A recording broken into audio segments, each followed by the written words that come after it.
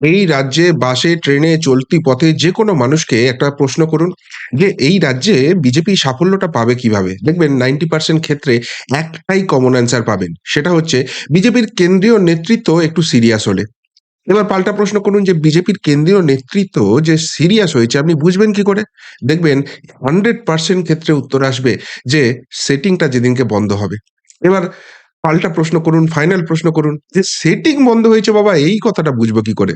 দেখবেন ২ টো উত্তর আসছে।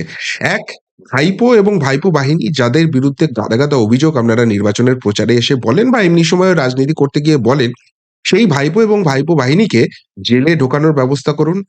আর যখন এই রাজ্যে ইলেকশনটা হবে না, তখন ওই কোনরকম চোরাগোপ্তা কেউ কিছু করতে পারবে না। একদম স্বচ্ছভাবে নির্বাচন হবে। সেটা করার জন্য যা, যা করার দরকার হলে এখানে রাষ্ট্রপতি শাসন জারি করুন, যা খুশি করুন। কিন্তু সেই কাজটা করুন তাহলেই দেখবেন এই রাজ্যের মানুষ যেভাবে ক্ষেপে আছে, এই রাজ্যে বিজেপিকে ক্ষমতায় এনে দিয়েছে। এখন ইলেকশনে কি হবে না হবে সে তো ইলেকশনের সময় বোঝা যাবে। এখনো মাস ১৫ বাকি আছে। ২০২৬ এর ব্যাপার।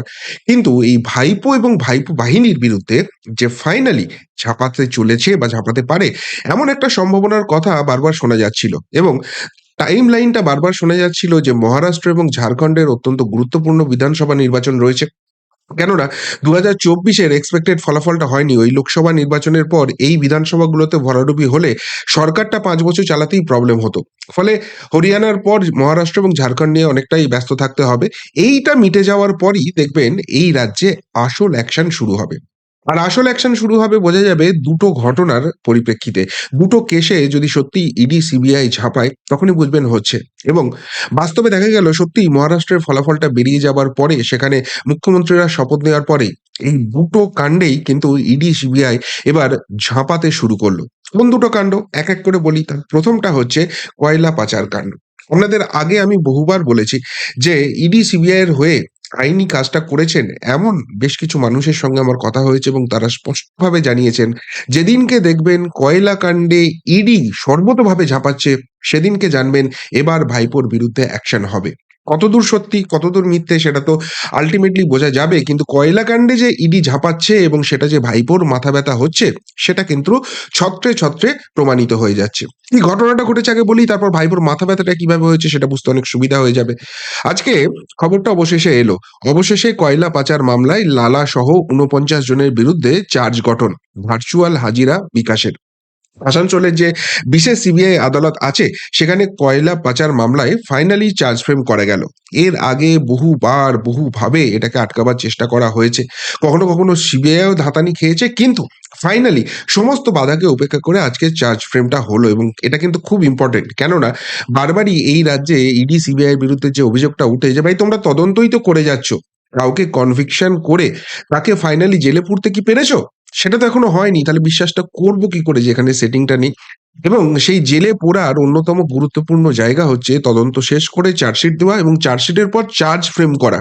এবং চার্জ ফ্রেম করলে তবেই তো অ্যাকচুয়াল বিচার প্রক্রিয়াটা শুরু হবে। সেই জায়গাটাই আটকে ছিল। কি করে আটকে ছিল আসছি একটু পরে। কিন্তু আজকে যেটা হলো যে মোট ৫০ জনের নাম ছিল এই কয়লা পাচার কাণ্ডে এবং এখানে বিনয় মিশ্র যেহেতু পলাতক, ওই ভানুতুয়া না কোথায় চলে গেছে না? তাই তাকে বাদ দিয়ে বাকি ৪৯ জনের নামেই কিন্তু চার্জ ফ্রেমটা করা হলো। এবং এই মামলায় যেটা আজকে ছিল ফাইনালি সেটা হচ্ছে যে অন্যতম গুরুত্বপূর্ণ ব্যক্তি একজন সেটা হচ্ছে বিনয় মিশ্রের ভাই বিকাশ মিশ্র। তার বিরুদ্ধে হঠাৎ করে পকসো আইনে মামলা হয়ে গেছে।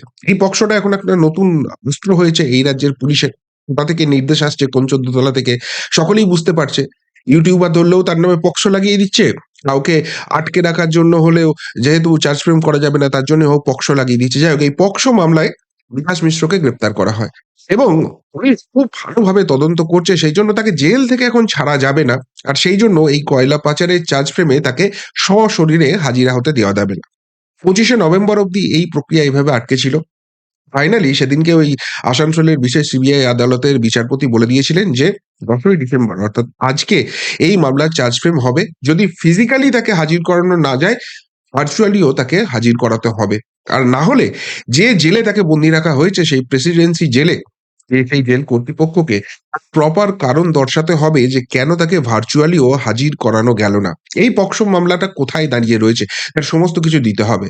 জেল কর্তৃপক্ষ বুঝে গেছে, পুলিশ কর্তৃপক্ষ বুঝে গেছে যে তারা কাজ করবে না, উল্টে তারা বেশি ফাঁসবে। বিশেষ করে ওই টালা থানার ওসি অভিজিৎ মন্ডল জেলে যাওয়ার পর থেকে অনেক পুলিশেরই আস্তে, আস্তে এবার টাইটটা হচ্ছে। যাই হোক, সেই বিকাশ মিশ্রকে ভার্চুয়ালি হাজির করানো গিয়েছিল, ফলে ৪৯ জনের বিরুদ্ধে চার্জ ফ্রেম হয়েছে। মোট ৫ ভাগে একে ভাগ করা হয়েছে। এই চার্জ ফ্রেমের যে প্রক্রিয়াটা রয়েছে ৫ ভাগে ভাগ করা হয়েছে। এবং তার মধ্যে সবথেকে গুরুত্বপূর্ণ যে ভাগটাই, সেখানে ৩ জনের নাম রয়েছে। অনুপ মাঝি ওরফে লালা, যার লাল ডায়েরি নিয়ে এত কিছু কথা শোনা যায়। তার সঙ্গে রত্নেশ বর্মা এবং বিকাশ মিশ্র। কেননা এদের সঙ্গে সমস্ত অভিযোগের যোগ রয়েছে বলা হচ্ছে, এবং সেইজন্য এদেরকে করা হবে। আর বাকিদের বিভিন্ন ক্যাটেগরিতে, বাকি অন্যান্য ৪ টে ক্যাটেগরিতে ফেলে সেটার শুনানিটা হবে। এর বিচার প্রক্রিয়াটা অ্যাকচুয়ালি শুরু হলো। এইবার আপনারা বলবেন চার্জ ফ্রেম হয়ে গেল, বিকাশ মিশ্র, বিনয় মিশ্র, লালা সবকিছু বুঝলাম। কিন্তু, কিন্তু আল্টিমেটলি ভাইপোর নাম তো কোথাও নেই। তাহলে ভাইপো এখানে কোথা থেকে আসছে? দেখুন, কয়লা কাণ্ডের মূল অভিযুক্ত ভাইপো। এটা আমার কথা নয়, এটা বিজেপির বিভিন্ন নেতাদের কথা রয়েছে, এবং বিভিন্ন জায়গায় ইডি, সিবিআইও কিন্তু আদালতে তাদের পর্যবেক্ষণে তারা যখন হিয়ারিংটা করছে, সেখানে কিন্তু এই ইঙ্গিত দিয়ে রেখেছে। এবং সেটা যে ফাঁকা বুলি নয়, ফাঁকা আওয়াজ নয়, সেটা ভাইপো শিবিরের অ্যাক্টিভিটি থেকেও কিন্তু প্রমাণিত। এই কয়লা কাণ্ডে বাঁচার জন্য বারবার রক্ষা কবচের দাবি করেছে, এবং ফাইনালি দিল্লিতে যখন সুপ্রিম কোর্টে লড়াইটা হলো, সেইখানে রক্ষা কবচ আটকানোর জন্য যে তুলে দেওয়ার প্রক্রিয়াটা ইডি দাবি করেছিল, সেটা নিয়ে একটা মরিয়া চেষ্টা করেছে। এবং যখন ফাইনালি বুঝলো যে সেই রক্ষা কবচ কিছুতেই সে পাবে না, কিছুতেই এই রক্ষা কবচ আর সুপ্রিম কোর্ট দেবে না, তখন একটা মরিয়া আবেদন, একটা মরিয়া চেষ্টা অনেক দিন ধরে করে গেল। সেটা হচ্ছে, ঠিক আছে, আমাকে ডাকো, জিজ্ঞাসাবাদের জন্য ডাকো, কিন্তু সেটা কলকাতায়, কলকাতার বাইরে আমাকে ডাকা যাবে না। এবং ইডি মরিয়া ছিল যে না, আমরা কলকাতাতে ডাকবো না, আমরা দিল্লিতে ডাকবো। কেন? এই প্রশ্নটাই বারবার আসছে। দেখুন, এখানে যখন বিচার প্রক্রিয়া শুরু হবে, যাদের বিরুদ্ধে অভিযোগ আসছে তাদের বিরুদ্ধে নির্দিষ্ট প্রমাণ দেবে ইডি, সিবিআই, এবং সেই জায়গা থেকে তারা ফাইনালি স্বীকার করতে বাধ্য হবে যে তারা এর সঙ্গে যুক্ত ছিল। এবার এই জায়গায় যখনই স্বীকার করবে তারা দোষী সাব্যস্ত হবে। এখন সেখানে শাস্তির পরিমাণটা কম কিভাবে হতে পারে? যদি তারা তদন্ত প্রক্রিয়াটাকে সাহায্য করে। অর্থাৎ এরা তো টাকাটা নিয়েছে, এরা তো টাকাটা চুরি করেছে। কিন্তু সেই টাকাটা নেওয়ার পর ২৫-৭৫ এর ভাগ কিভাবে হয়েছে এবং সেই ৭৫ টা কোথায় পৌঁছেছে? সেই জায়গাটা তাদেরকে ফাইনালি স্বীকার করতে হবে। আর সেই তথ্য বিচার প্রক্রিয়ার মাধ্যমে যখন সামনে আসবে, সেই তথ্যকে সামনে এড়িয়ে ফাইনাল জেরা পর্বটা ভাইপোর জন্য হবে, এবং সেটা দিল্লিতে হবে। যেদিনকে হবে সেদিনকে ভাইপোকে তুলবে, এবং সেই জন্য ভাইপো দিল্লিতে যেতে চায় না। সেই দিল্লি যাওয়াটা আটকাতে তো মরিয়া, এবং ইডিও দিল্লি ছাড়া আর কোথাও জেরা করতে চায় না। সেই জন্য তারা সেই রক্ষা কবচ তোলার জন্য এত মরিয়া ছিল। এবার যদি পশ্চিমবঙ্গে হয়, তাহলে এখানকার আদালত, লোয়ার কোর্ট, অনেক কিছু খেলা হয়। ব্যাপারটা বোঝা যাচ্ছে। ভাইপোকে তোলো, তিহার জেলে ভরো। এর বাইরে অন্য কোনো কথা নেই। সেই জন্য এই জায়গাটা নিয়ে এত মরিয়া ছিল। তাই কয়লা কাণ্ডে ফাইনালি যখন চার্জ ফ্রেম হলো, ফাইনালি যখন বিচার প্রক্রিয়া শুরু হলো, ভাইপোর রক্ষা কবচ উঠে গেছে। দিল্লিতে গিয়ে জেরা করতে কোনো বাধা নেই। ২-২ ৪ হচ্ছে, এবং সেটাও যেরকম কথা ছিল মহারাষ্ট্র এবং ঝাড়খণ্ডের ইলেকশন মিটে গেলেই হবে, ঠিক সেই জায়গাটাই হচ্ছে। ফলে ভাইপোর ১ম বিপদ এই কয়লা কাণ্ডে যে আসছে, সেটা কার্যত সুনিশ্চিত হয়ে যাচ্ছে। এবার বিপদ নাম্বার ২, যে বিপদটা ইডি, সিবিআই এর থেকেও একজন মাননীয় বিচারপতির জন্য ভাইপো শিবিরের কাছে বড় মাথা ব্যথা হয়ে যাচ্ছে। সেটা হচ্ছে নিয়োগ দুর্নীতি কাণ্ড। কালীঘাটের কাকু। এই কালীঘাটের কাকুর কাণ্ডে সিবিআই এর হাতে গ্রেপ্তার হতে পারে যেকোনো মুহূর্তে। গত কয়েকদিন ধরেই আপনারা নিশ্চয়ই খবরের শিরোনামে সেটা দেখছেন। এবং সেখানে নিম্ন আদালতের বিচার প্রক্রিয়া চলছে যে এই কাকুকে অ্যারেস্ট করা যাবে কি যাবে না, সিবিআই এর কোথায় বাধা রয়েছে, শোন অ্যারেস্ট হবে, শোন অ্যারেস্ট কি, অনেক কথা শুনছেন, সেই বিস্তারিত ব্যাখ্যায় যাচ্ছি না। সোজা কথায়, কালীঘাটের কাকু যে জেলে রয়েছে, ইডির মামলায় জামিন পেয়ে গেছে, কিন্তু সিবিআই এবার তাকে অ্যারেস্ট করতে চায় এবং ফাইনালি ঝাপটা দিতে চায়, এবং সেই অ্যারেস্টটা আটকাবার জন্য কাকু মরিয়া হয়ে আছে। এইজন্য নিম্ন আদালতে যে বিচার প্রক্রিয়া চলছে, তাকে প্রোডাকশন ওয়ারেন্ট দেয়া হচ্ছে, তা সত্ত্বেও অসুস্থতার কথা বলে বারবার সে গরহাজির হচ্ছে।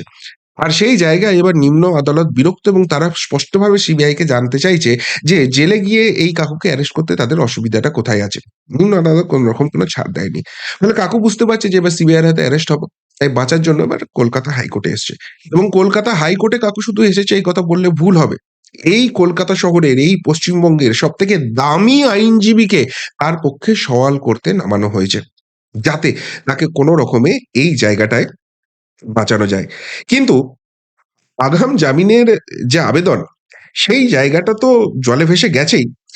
উল্টে নিম্ন আদালতের প্রক্রিয়ায় কোনো স্থগিতাদেশ না নিয়ে যে মেডিকেল রিপোর্ট জেল কর্তৃপক্ষ দিচ্ছে, সেই জেল কর্তৃপক্ষের মেডিকেল রিপোর্টটা এবার কলকাতা হাইকোর্ট দেখতে চেয়েছে। এবং তার পাশাপাশি যেটা খুব গুরুত্বপূর্ণ ৩ টে প্রশ্ন তুলে দিয়েছে কলকাতা হাইকোর্ট। সেই প্রশ্নগুলো হচ্ছে যে কোনো অভিযুক্ত এতবার করে প্রোডাকশন ওয়ারেন্ট ইস্যু হচ্ছে, তারপরেও কেন হাজির হচ্ছে না? এবং এই ব্যাপারটা কেন লোয়ার কোর্ট, নিম্ন আদালত চাপ দিয়ে চেপে ধরছে না? ২ যেটা কাকুকে প্রশ্নটা করছে যে প্রোডাকশন ওয়ারেন্ট রয়েছে, অথচ আপনি আগাম জামিন চাচ্ছেন। মানে নতুন একটা মামলায় যুক্ত হতে চাইছেন। কোন গ্রাউন্ডে? এবং এইভাবে এই গ্রাউন্ডে কি সত্যিই আগাম জামিন চাওয়া যায়? এবং ৩ নম্বর যে প্রশ্ন, আগাম জামিন পাওয়ার ক্ষেত্রে যে আইন প্রযোজ্য, যে প্রসিডিওর ফলো করতে হয়, সেটা কি কাকুর কেসের ক্ষেত্রে হচ্ছে? অর্থাৎ তার আগাম জামিন কিন্তু কলকাতা হাইকোর্ট দিতে চাইছেন এবং এটা মাথায় রাখতে হবে কলকাতা ডিভিশন একটা হাইকোর্টের একটা ডিভিশন বেঞ্চে এই মামলাটা চলছে। এবার এই মামলাটা এত গুরুত্বপূর্ণ কেন? তার কারণ হচ্ছে এই কাকু তো খুব গলাবাজি করে বলেছিল আমার সাহেবকে কেউ ছুঁতেও পারবে না। আর সেই কাকুর ভয়েস স্যাম্পল টেস্ট আটকাবার জন্য কি প্রক্রিয়া হয়েছে, কিভাবে তাকে লুকিয়ে রাখা হয়েছে, কিভাবে একজন শিশুর মৃত্যু হয়েছে অথচ সেই শিশুর বেডে তাকে রেখে দেওয়া হয়েছে, দিনের পর দিন সেটা হয়ে গেছে। তারপর সেই ভয়েস স্যাম্পল টেস্ট হয়েছে। অনেকদিন ব্যাপারটা ধামাচাপা পড়ে আছে। অনেকেই অসহিষ্ণু হয়ে উঠেছেন। এবার যে মুহূর্তে সিবিআই তাকে গ্রেপ্তার করতে চাইছে, ঠিক সেই মুহূর্তে এবং সিবিআই এর গ্রেপ্তারির টাইমিংটা আবারও ভালো করে নোটিস করুন। মহারাষ্ট্র, ঝাড়খণ্ডের ইলেকশনটা মিটে গেছে। যে সময়ের কথাটা শোনা যাচ্ছিল, যে টাইম ফ্রেমের কথাটা বারবার শোনা যাচ্ছিল, সেই সময়। আর সাথে, সাথে এতদিন কাকুর কোনো অসুস্থতার খবর আসেনি। এখন বুক ধড়ফড়ানি হচ্ছে, অসুস্থতা, আসতে পারছে না। এবার প্রশ্নটা হচ্ছে কেন? কারণটা হচ্ছে এই মামলাটি চলছে জাস্টিস অমৃতা সিনহার বেঞ্চে এবং সেখানে এই মামলা তার বেঞ্চ থেকে সরাবার জন্য ভাইপো এবং ভাইপো বাহিনী কি না চেষ্টা করেছে। তার বেঞ্চ থেকে মামলা সরিয়ে নিতে হবে এই নিয়ে সুপ্রিম কোর্ট অব্দি গেছে, তালে পানি পায়নি। এমনকি জাস্টিস সিনহার হাজবেন্ডকে ডেকে একটা ভুয়ো মামলায় সিআইডি লাগিয়ে মানসিক নিপীড়ন করে জোর করে জাস্টিস সিনহার বিরুদ্ধে শুধু কথা লিখিয়ে দেওয়ার জন্য চাপ দেওয়া হয়েছে। এত মরিয়া প্রচেষ্টা কেন? তার কারণ হচ্ছে জাস্টিস সিনহা তার কাছে যে রিপোর্টগুলো পড়েছে তিনি নামগুলো সামনে আনেননি। কিন্তু এইটুকুনি প্রমাণ হয়ে গেছে অত্যন্ত প্রভাবশালী এবং তার পরিবার এই নিয়োগ দুর্নীতি কাণ্ডে অষ্টে পৃষ্ঠে বেঁধে আছে এবং সেই যোগসূত্রটা সাজা দেওয়া দুর্নীতিবাজদের বিরুদ্ধে, সেই যোগসূত্রটা হচ্ছে কালীঘাটের কাকু। যে কারণে জাস্টিস সিনহা নিজের এজলাসে বসে থেকে রাত্রি ৯টা অব্দি বসে থেকে এই কাকুর ভয়েস স্যাম্পল টেস্টিং এর ব্যবস্থাটা করিয়েছিলেন। এক ধাক্কায় জ্বরটা কাটিয়ে দিয়েছিলেন। অর্থাৎ কাকুকে যদি সিবিআই নেয়, তার মানে ফাইনালি এখানেও কিন্তু চার্জ ফ্রেমের প্রক্রিয়াটা শুরু হয়ে যাবে। এবং সেই কথাটা সুপ্রিম কোর্টে কিন্তু যিনি ইডির আইনজীবী, সেই সলিসিটর জেনারেল এসবি রাজু পরিষ্কার জানিয়ে দিয়েছেন যে আগামী ২ থেকে ৩ মাসের মধ্যে নিয়োগ দুর্নীতি কাণ্ডে চার্জ ফ্রেম হবে। আর এখানে যে 5th সাপ্লিমেন্টারি চার্জশিটটা দেওয়া হয়েছে, সেখানে ভাইপো, ভাইপোর কোম্পানি, ভাইপোর পরিবার সবার নাম স্পষ্টভাবে চলে এসছে। অর্থাৎ এখানে জাস্টিস সিনহা বিচার করবেন। সুতরাং এখানে ভাইপো কোম্পানির কোনো ভয় দেখানো, প্যাঁতারাবাজি কোনো কিছু চলবে না। তাহলে এই নিয়োগ দুর্নীতি কাণ্ডেও ভাইপো ফাঁসতে পারে। কয়লাকাণ্ড, নিয়োগ দুর্নীতিকাণ্ড। দুটো মেগা এপিসোড যাতে ভাইপো ঘিরতে পারে, যাতে ভাইপোর রাস্তাটা কাঁটা বিছানো হতে পারে, এটাই সকলেরই মোটামুটি স্পেকুলেশন রয়েছে। এবং যেহেতু এটা ঠিক ওই ডিসেম্বর মাসে শুরু হয়েছে যখন মহারাষ্ট্র, ঝাড়খণ্ডের ফলাফলটা বেরিয়ে গেছে, তারপরই এই প্রক্রিয়াটা শুরু হয়েছে। দেখুন প্রক্রিয়াটা শুরু হয়েছে, আজকে হয়েছে মানে কালকেই গ্রেপ্তার হয়ে যাবে এটা নয়। অনেক রকম প্যাঁতারা চলবে এখানে। এর জন্য মিনিমাম ৬ মাস ৮ মাস সময় লাগবে। কিন্তু সেই ৬ মাস ৮ মাসটা যদি আজ থেকে শুরু হয় তাহলে ২০২৫ এর মাঝামাঝি গিয়ে হতে পারে। তার আগেও হয়ে যেতে পারে। কিন্তু মিনিমাম ওই টাইমটা লাগার একটা সম্ভাবনা রয়েছে। এটা আইনি মহল বলছে। আর তাই ২০২৬ এর আগে যে ক্রমশ সিরিয়াসনেস বাড়ছে, কোন যে সেটিং তত্ত্ব নেই, এই অ্যাক্টিভিটি গুলোতেই কিন্তু ক্রমশ স্পষ্ট হয়ে যাচ্ছে। আর যত এটা স্পষ্ট হচ্ছে ততই কিন্তু যদি সত্যিই সেটিং তত্ত্ব না থাকে এবং কেন্দ্রীয় বিজেপি সিরিয়াস এই মেসেজটা বাংলা এবং বাঙালির কাছে চলে আসে, ২০২৬ এ কিন্তু পরিবর্তনের জন্য অল আউট ঝাঁপাবে। একদিকে কয়লাকাণ্ড, একদিকে কাকুকাণ্ড, দুটোতেই কিন্তু সেই ইঙ্গিতটা স্পষ্ট হচ্ছে। আর তাই ভাইপোর পথটা যে ক্রমশ পিচ্ছিল হচ্ছে, কাঁটা বিছানো হচ্ছে, এইটা নিয়ে কিন্তু অনেকেই কনফিডেন্ট হয়ে যাচ্ছেন। কি বলবেন এই কাকু এবং কয়লাকাণ্ডে যেভাবে ইডি সিবিআই ঝাঁপাচ্ছে, সত্যিই কি সেখান থেকে লাগছে ভেতর দিকে এগোচ্ছে? নাকি অন্য কোনো ধারণা? উত্তরটা অবশ্যই কমেন্ট বক্সে কমেন্ট করে জানাবেন। এখনকার মতো এখানেই শেষ করলাম। ফেরত আসছি নতুন প্রতিবেদন নিয়ে খুব তাড়াতাড়ি। ভালো থাকবেন, সাথে থাকবেন, পাশে থাকবেন। নমস্কার।